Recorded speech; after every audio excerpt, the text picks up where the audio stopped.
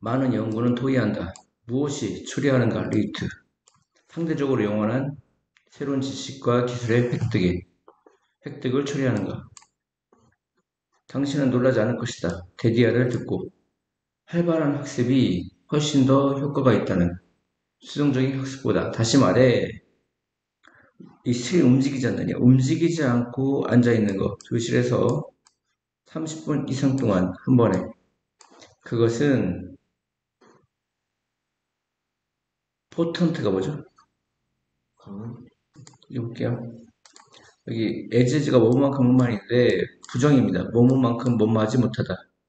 즉 활발히 관여하는 거, engage with 그 개념과 뭘 통한 토의, 그룹 상호작용, 연습, 몰입, 다른 형태의 직접적 경험을 통한 그 개념과 활발히 관여하는 기회를 갖는 것만큼 강한 것은 아니다. 그러니까 수동적 학습을 얘기하는 거고 여기에 있는 예시, 토의, 그룹 상호작용, 연습, 몰입, 다른 형태의 직접적인 경험을 통한 그 개념에 활발히 관여하기 위한 기회를 갖는 것만큼 강하지 않다. 뭐가? 교실에서 30분 이상 수동적으로 앉아있는 거죠. 움직이지 않고 앉아있는 거. 마찬가지로 그것은 절대적으로 중요하다. 새로운 지식과 기술을 보유하는 것이.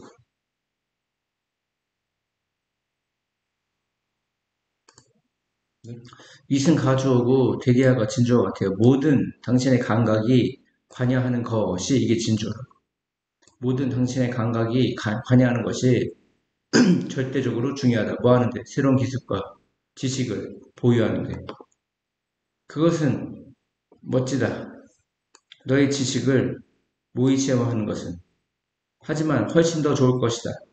만약 당신이 감정적, 육체적, 상호 간에 be involved, 관여한다면 훨씬 더 좋을 것이다. 그러니까 지식을 모의체화하는 것은 지능을 모의체화하는 것은 멋진데 근데 이 경우 훨씬 더 멋질 거라고. 만약 네가 관여한다면 감정적, 육체적, 상호 간에 이게 바로 이 예시가 뭐야?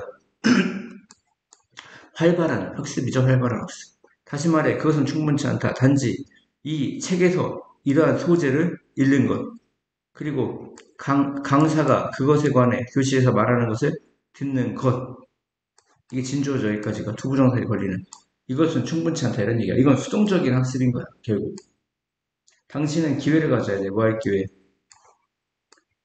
그 기술을 연습하고 당신의 아이디어를 너 자신의 것, 오온이 뭐야? 자신의 것이지. 너 자신의 것으로 만드는 기회를 가져야 한다. 계속 두 가지를 비교하는 거예요. 수동적 학습과 능동적 학습. 피아제에 따르면 조직하기, 뭔가를, 그리고 동화되어 가는 과정이 동화되어 가는 과정, 그 다음에 수용해 가는 과정. 이것은 보여진다. be seen as, be viewed as, 뭐뭐로서 보여진다. 일종의 복잡한 균형 맞추는 행동으로서 보여진다. 그의 이론에서 이러한 실질적 변화, 생각에서의 이러한 실질적 변화는 발생한다. 뭘 통해? 평형 과정을 통해. 이게 생각이 기울어졌어. 그러면 이제 이게 뭐 공동체고 내가 여기 있어. 그럼 내 걸 끄집어 올려야 이렇게 평형이 되겠죠. 이게 바로 평형입니다. 평형화 과정. 즉 균형을 잡아가는 행동입니다. 이렇게 잡아가는 거죠. 균형 잡으려고 하는 거야. 내가 어디 이사 갔어. 내 동네 사람들이 나하고 달라 문화가. 그럼 가만히 있으면 안 돼요. 따라가서 술도 먹고 놀기도 하고 해가지고 이 갭을 채워야겠죠. 피아제는 주장한다. 사람들은 계속 시험한다. 생각 과정의 어떤 적절성을 뭐하기 위해 그러한 균형을 성취하기 위해 어디 집단에 들어갔는데 나만 이상한 행동을 하는 것 같아.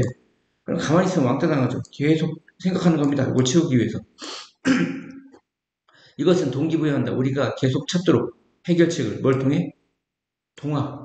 그 집단에 동화되어진 과정을 통해서 그리고 그 집단의 생각을 받아들이는 수용 과정을 통해서 그래서 우리의 사고는 변하고 앞으로 이동하게 된다. 짧게 말해, 그 평형 맞추는 과정은 작동한다. 이와 같이. 예를 들어, 만약 우리가 적용한다면 특정 스킴이 뭐야? 계획이야? 계획을 사건이나 어떤 상황에 그 계획은 작동하게 된다. 그러면 평형이 존재한다. 계획이 아니라 도식이라고 합시다. 특정 도식을 사건이나 상황에 적용하면 도식은 작동한다. 그리고 평형이 존재하게 된다. 만약 그 도식이 만족스러운 결과를 생산하지 못하면 그러면 불평형이 존재한다. 그리고 우리는 편안하지 않게 된다. 불안하게 된다. 물론 불평형의 수준이 옳거나 최상의 것이라면 최상의 것이어야 한다. 이거 무슨 뜻이야? 이 불평형도 그냥 무작정 불평형이 아니라, 그러니까 무슨 얘기냐면 균형을 이루지 못하고 있는데 이것도 이거는 불평형이 그러니까 이게 이제 평형이라면 이 불평형의 정도가 올바른 정도거나 최상의 정도여야 된다 이런 얘기야. 너무나 적게 불평형하면 우리는 바꾸려고 안 해. 왜? 별 차이가 없기 때문에 그 균형 잡힌 것과 무슨 말인지 이해가죠? 그러니까 불평형의 상태가 너무 미세하면 바꿀 필요성을 못 느낀다는 얘기고 이게 너무나 지나치면 우리는 낙담되어져. 그리고 걱정해. 그리고 바꾸지 않아. 그러니까 너무 크니까 이건 시도치 않는 거야. 우리는 생각을 같이 맞출 수가 없다 생각을 하는 거겠지. 그래서 이 불평형의 그 정도 여기가 그런 이 수준이라는 게 정도야. 정도가 올바른 또는 최상의 상태가 돼야지 너무 적거나 너무 많아도 그 균형을 잡으려고 시도를 안 한다 이런 얘기. 많은 방식에서 그것은 어렵다. 즉 의사소통을 상상하기란 전혀 감정이 없는 왓소에버는 전혀야. 전혀 감정 없는 의사소통을 상상하기란 어렵다. 스트릿 A를 B에게서 제거하던데 비구두적 비언어적 구성요소 제스처 같은 겁니다. 제스처가 제거된 의사소통은 왈라이크가 하우의 뜻이라고. 어떻게 보일까요?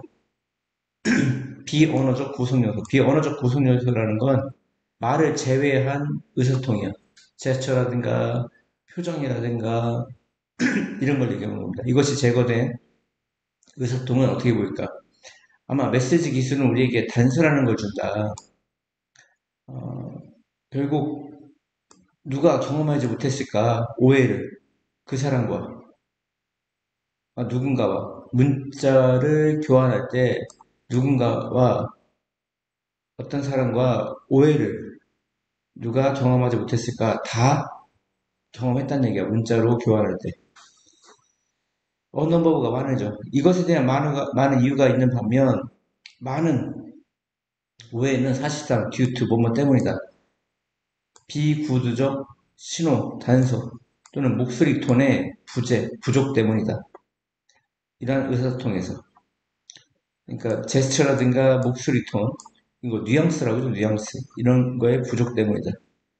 수많은 연구, 문자 메시지라든가 이메일의 수많은 연구가 이것을 뒷받침한다. 이게 지지하다가 아니라 이런 주제 같은 거 뒷받침하더라고 합니다. 논제 같은 거.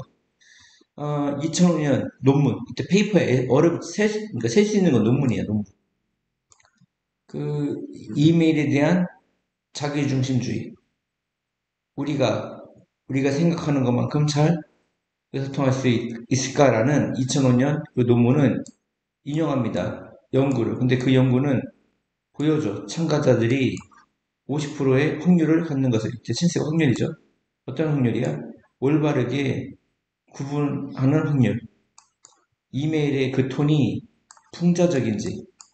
풍자적이지 않은지. 즉, 반반이야, 반반. 이게 야, 나가 뒤져라가 진짜 나가 뒤져라는 얘기인지, 어떤 잘못에 대한 어떤 풍자인지 그걸 50%밖에 구분 못해. 그러면 사실은 비난일 가능성이 많지. 공부 못해가지고 나가 뒤졌는데 진짜 죽어라는 줄 알고 나가 뒤질 수도 있다 이런 얘기입니다. 만약에 우리의 능력, 어떤 능력, 그러한 정보를 올바르게 추론하는 우리의 능력이 우연한 것, 우연한 것보다 더 좋은 것이 아니라면 그것은 놀랍지 않아. 뭐 하는 것이 문자 보내기가 오해를 초래한다는 것이 놀랍지 않다. 즉 감정적 신호 이게 아까 얘기한 뭐죠?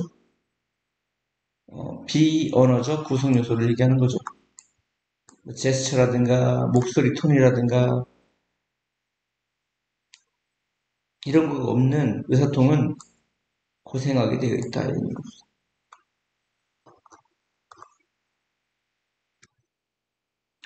사회적 유효성은 의미한다. 특정 믿음과 가치가 확인되어지는 거예요.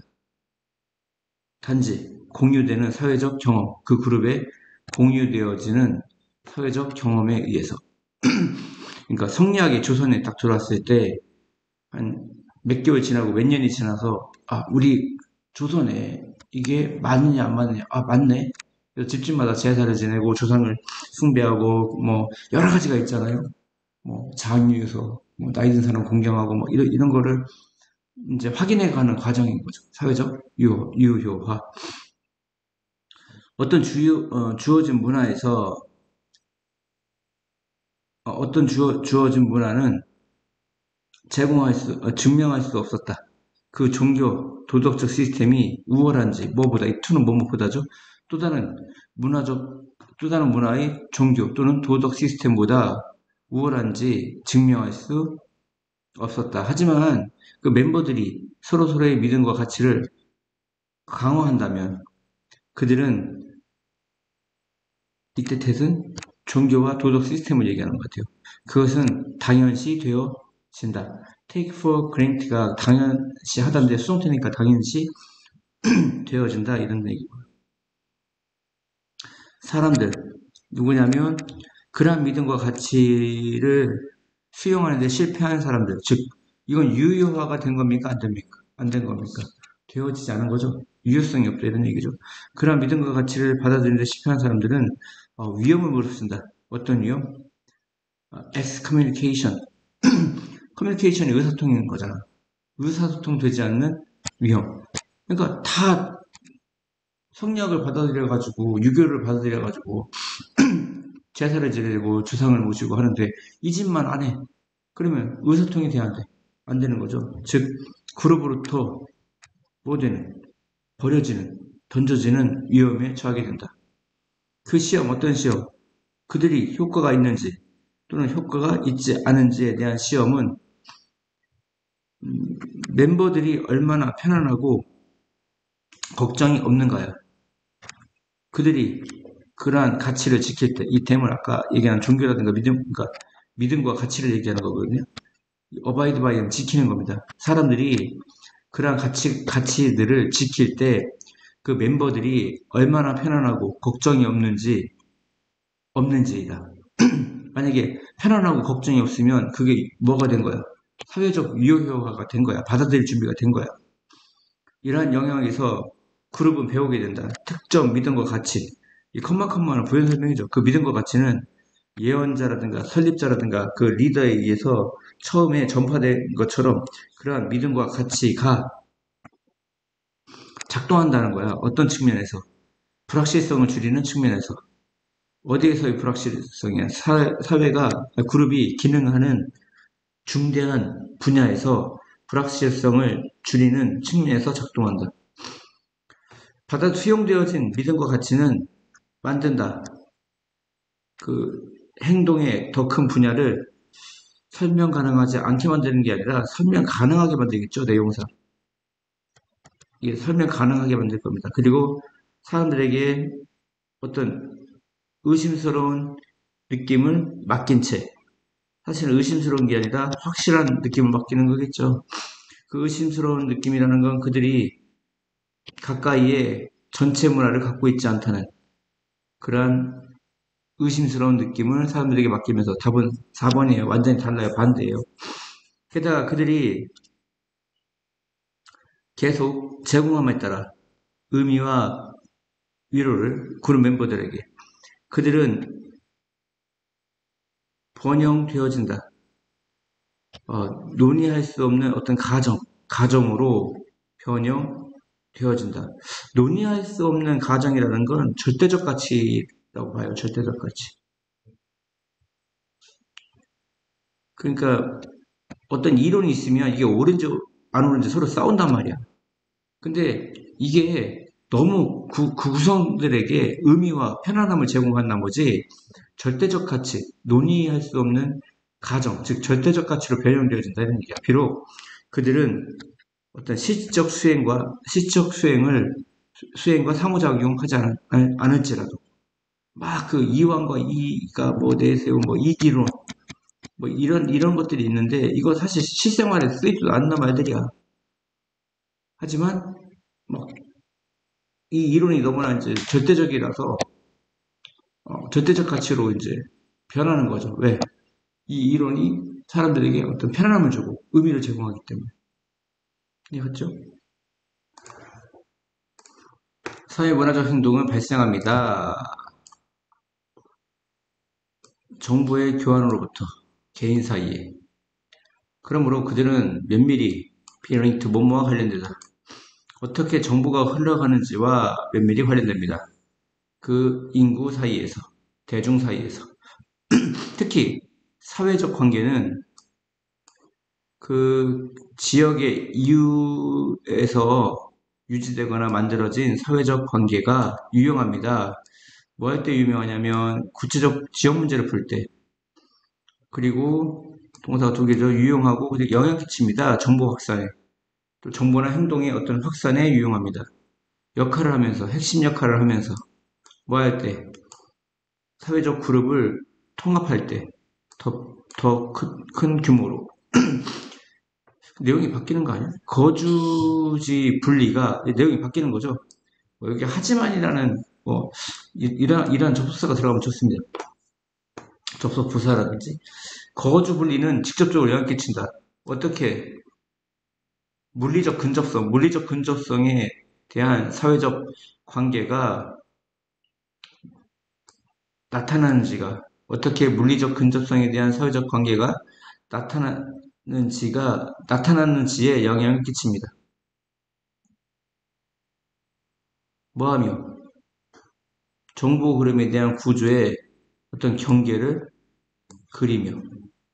그리면서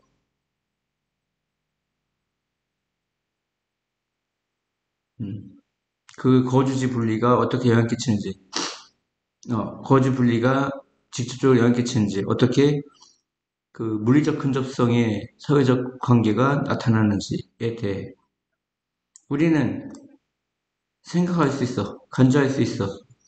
그러한 분리 과정을 역동적인 어떤 형성, 에코챔버의 형성으로 이 반향실인데 반향실이 뭐냐면 이렇게 소음이 나가지 않게 막아놓고 여기서 그냥 소리가 맴돌게 하는 게 반향실인 거야.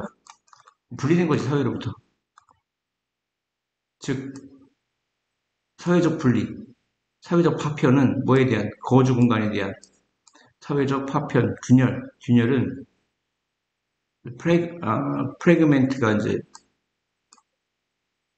부수다, 파편화하다 이런 뜻이겠죠. 사회적 파편은 격려한다. 그룹 내의 개인들이 뭐하도록 단지 상호작용하도록 그들의 친구들과 이 경우 집단적 행동, 사회문화적 공간에 등장하는 사회문화적 공간의 집단적 행동은 충돌한다. 더 큰 규모로. 뭐로서 극단적 입장이 발생하는 것처럼. 극단적인 입장이 발생하는 것처럼. 여기다가 친구들만 가다 놓고 방에다가 계속 10년, 20년 지났어. 그럼 이 사람, 밖에 있는 사람과 이 사람들과 의사소통이 될까 안 될까? 안 되겠지. 생각이 극단적으로 바뀌었겠지. 교류가 없으니까. 이해했습니까? 그래서 국민의힘 지지자들이 이런 현상이 벌어집니다. 유튜브 알고리즘에 의해서 지들끼리 계속 얘기하면서 옛날 얘기를 계속 되씹으면서 아직도 빨갱이 얘기하고 있는 또라이 새끼들. 미국 찬양하고 뭐 얘들이 다른 극단이 얘들이 저기서 태어났다면 북한에서 태어났다면 김정은 찬양하고 있었는데요. 음. 여기 왔으니까 저기 뭐야 얘들 찬양하는 거지. 똑같은 새끼들입니다. 일본 갔으면 또 극우주의들 찬양했을 거예요.